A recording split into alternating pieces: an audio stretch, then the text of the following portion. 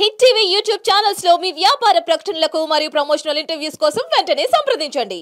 JD చక్రవర్తితో బాగా combination బాగుంది. ఇట్ వాస్ గుడ్ అండి. I really enjoyed working with him. He was very good and పాపం చాలా సపోర్టివ్ గా ఉన్నారు ఆయన.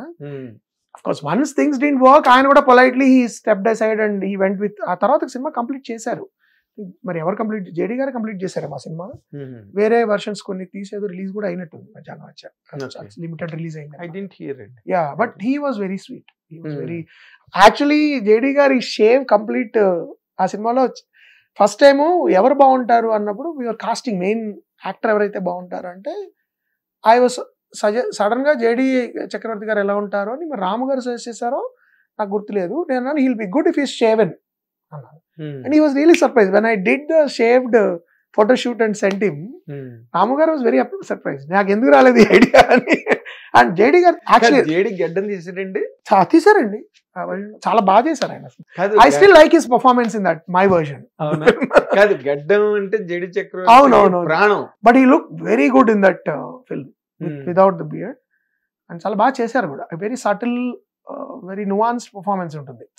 అంటే నేను ఒకలాగా, నేను అప్పుడు యూరోపియన్ సినిమా చూసి వచ్చాను. So I used to have these long takes. Camera ఇలా పెడితే ఒక దేస్ వన్ షాట్ వేర్ అండ్ కార్లో వెళ్తూ వెళ్తూ సడన్లీ ఈ బ్రేక్, ఏడు పలాల తెరలుగా వచ్చి ఈ breaks down. So I put the camera right there and he just did it so well ఆ సీన్. అలాంటి కొన్ని సీన్స్ ఉన్నాయి నాకు ఇష్టమైన ఆ సినిమాలో. But overall aesthetic maybe is very different from what Ramu గారు was looking for. So somewhere అది రప్చర్ అయిపోయింది, అది తేడా వచ్చేస్తుంది రెండింటికి. But he was very good. Aamani గారు was very good in that film. ఆమెన్ కూడా ఆల్మోస్ట్ అప్పుడు పీక్ లో ఉన్నారు and it was very new role for her. And but JD Chakravarthy గారు, because I saw him in Shiva on all those movies కదా, సత్య అవన్నీ, he was new to me. నాకు first time I working with star actor. అవునండి. But he was very supportive. మీరు పనిచేసిన వాళ్ళందరూ stars. ఇప్పుడు గారు పెద్ద star, he was like a big పెద్ద మౌంటైన్, పెద్ద. And he was changing things in Bombay across India. అవును, across India. Varma is great happening in Indian cinema. అవును అవును, is happening. And he was single handedly changing the topography of Hindi cinema. అంటే మీకు ఏంటంటే all these young directors coming and changing. అసలు కథని ఇలా కూడా చెప్పచ్చు, ఇలాంటి కథలు కూడా చెప్పచ్చు. ముక్కు మొహం తెలియని వాళ్ళ జీవితాలను మీరు ఎవరైతే అనుకుంటున్నారో, ఒక సత్య లాంటి కథ కానీ, లేకపోతే కంపెనీ లాంటి కథ కానీ, లేకపోతే అప్తక్ చెప్పన్ లాంటి ఒక విచిత్రమైన, అసలు అప్పటివరకు ఎవడు ఊహించని ఒక కథ కూడా మెయిన్ స్ట్రీమ్ లో చెప్పచ్చు. ఇలాంటివి చాలా వరకు ఆయన he broke so many barriers. Ramu గారు not only in Hindi cinema but all over. ఇప్పుడు మనం చూస్తున్న present current crop of Hindi film makers, Hindi నటులు, వెబ్ సిరీస్ లో చేస్తున్న పేరున్న నటులందరూ పుట్టింది ఆ టైంలో. నా దృష్టిలో రామ్ గోపాల్ వర్మ గారు బాంబేలో పీక్ లో ఉండగా ఆయన బ్రేక్ ఇచ్చిన వాళ్ళు వీళ్ళందరూ. ఆ ఎస్థెటికే పెరిగి ఇప్పుడు మీకు ఒక రకమైన వరల్డ్ క్రియేట్ అయింది, parallel world in Hindi cinema అనేది. దానికి బీజాలు ఆయన. దానిలో డౌట్ లేదు. Excellent technician. కూడా అంత ఈజీగా అలా కూడా కాకుండా చాలా క్విక్ గా డెసిషన్ తీసుకుని ఆయన చాలా మంది కొత్త వాళ్ళకి ఛాన్స్ ఇచ్చేసారు. వాళ్ళ ఆఫీస్ లెక్కలు వేయడాలు ఉండవు.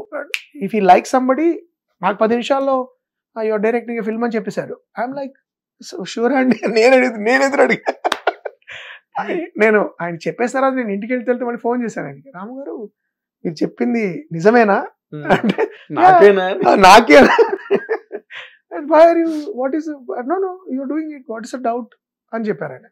అంటే అంత క్విక్ గా. సో ఒక విధంగా నేను చాలా చోట్ల చెప్పదు, ఒక విధంగా నాకు తెలుగు చలనచిత్ర పరిశ్రమలో బ్రేక్ ఇచ్చింది రామ్ గోపాల్ వర్మ కదా. మరి టెక్నికల్లీ అది సినిమా వర్కౌట్ అయిందా లేదా అని మర్చిపోతే, పరిశ్రమలో నన్ను దర్శకుడుగా ఇంట్రడ్యూస్ చేసింది అసలు నా వరకు నాకు రామ్ గోపాల్ వర్మ గుర్తించింది, వెంటనే ఛాన్స్ ఇచ్చేసింది without thinking, without batting and eyelid. నాకు తెలిసి ఆయన చలి కూడా పూర్తిగా చూడలేదు, 15-20 నిమిషాలు చూసుంటారు ఆ సినిమా. ఆయన ఇచ్చింది ఆయన. ఆ తర్వాత నాకు దానివల్ల నాకు ప్రాక్టికల్ ఎక్స్పీరియన్స్ వచ్చిందా, ఆ సినిమా జరిగిందా జరగలేదా, దాని ఇంపాక్ట్ ఏంటండి మీ నెక్స్ట్? ఒకటి it gave me a lot of ఒక తెలియని ఒక ఇది కూడా వచ్చింది, that I have to prove now that I can make a film. Ram Gopal Varma గారికి మీద అలాంటి రివెంజ్ రసాలు ఏం కాదు కానీ I have to prove to my self more than anybody that I can make me అమ్మగారు చెప్పినట్టు నువ్వు కాదు అవును నువ్వే అది వాళ్ళకు ఎదురు వాళ్ళ గుర్తింపు పక్కన పెట్టేసాయి.